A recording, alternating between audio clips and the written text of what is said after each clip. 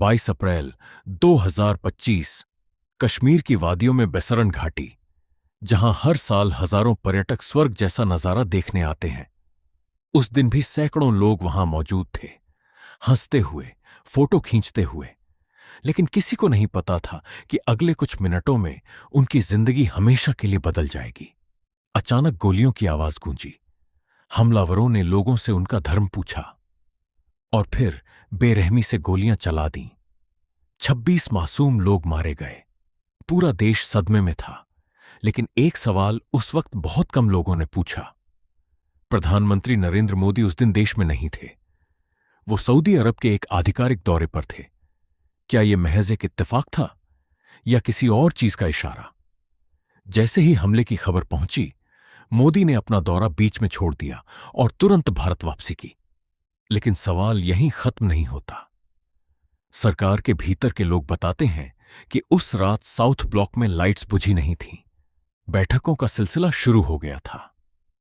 ऐसी बैठकें जिनकी जानकारी आम जनता को कभी पूरी तरह नहीं मिली। क्या इंटेलिजेंस एजेंसियों के पास पहले से कोई वार्निंग थी? क्या किसी रिपोर्ट को नजरअंदाज किया गया? ये सवाल आज भी अनसुलझे हैं। लेकिन जो हुआ उसके बाद भारत ने जो फैसला लिया, उसने पूरे उपमहाद्वीप को हिला दिया। 7 मई की रात, ठीक पहलगाम हमले के 15 दिन बाद, भारतीय वायुसेना ने पाकिस्तान और पाकिस्तान अधिकृत कश्मीर में 9 ठिकानों पर एक साथ मिसाइल हमले किए। ऑपरेशन का नाम रखा गया सिंदूर। यह कोई सामान्य जवाबी कार्रवाई नहीं थी। निशाने पर थे लश्कर-ए-तैयबा और जैश-ए-मोहम्मद के वो ठिकाने जो पहले कभी सीधे नहीं छुए गए थे। भारत ने साफ कहा, यह हमला सिर्फ आतंकी ठिकानों पर था, पाकिस्तानी सेना पर नहीं। लेकिन पाकिस्तान ने इसे यूं नहीं लिया। कुछ ही घंटों में आसमान में जो हुआ, उसे दुनिया के सबसे बड़े हवाई संघर्षों में गिना गया।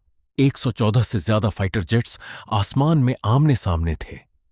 न भारतीय विमान सीमा पार गए, न पाकिस्तानी।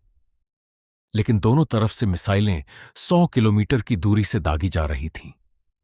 यहीं से कहानी और खतरनाक मोड़ लेती है।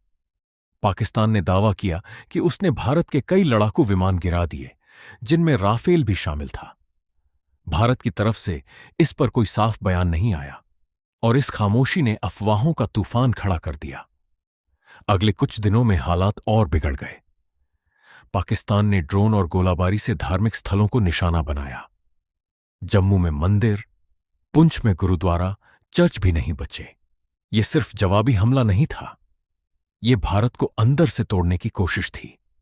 और फिर वो खबर आई जिसने पूरी दुनिया को सांस रोकने पर मजबूर कर दिया। अमेरिकी राष्ट्रपति डोनाल्ड ट्रंप ने खुद कहा कि अगर यह टकराव कुछ और घंटे चलता तो यह एक भयानक परमाणु युद्ध बन सकता था।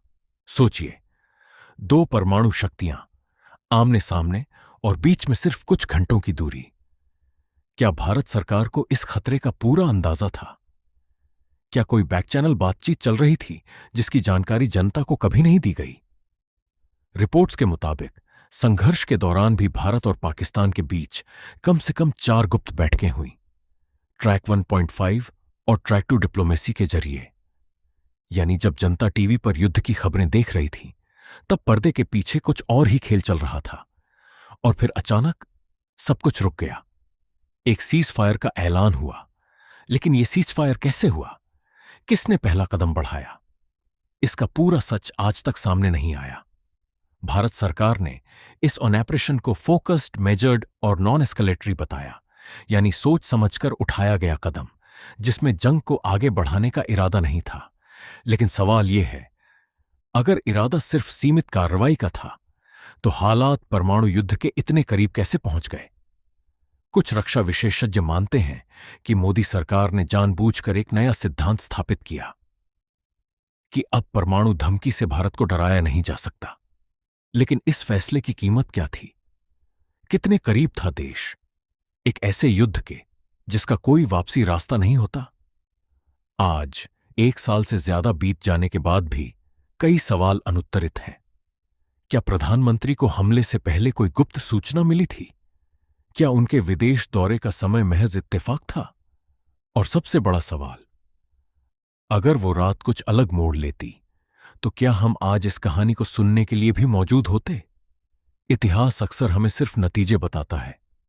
लड़ाई के पीछे लिए गए वो खामोश, खतरनाक फैसले कभी पूरी तरह सामने नहीं आते।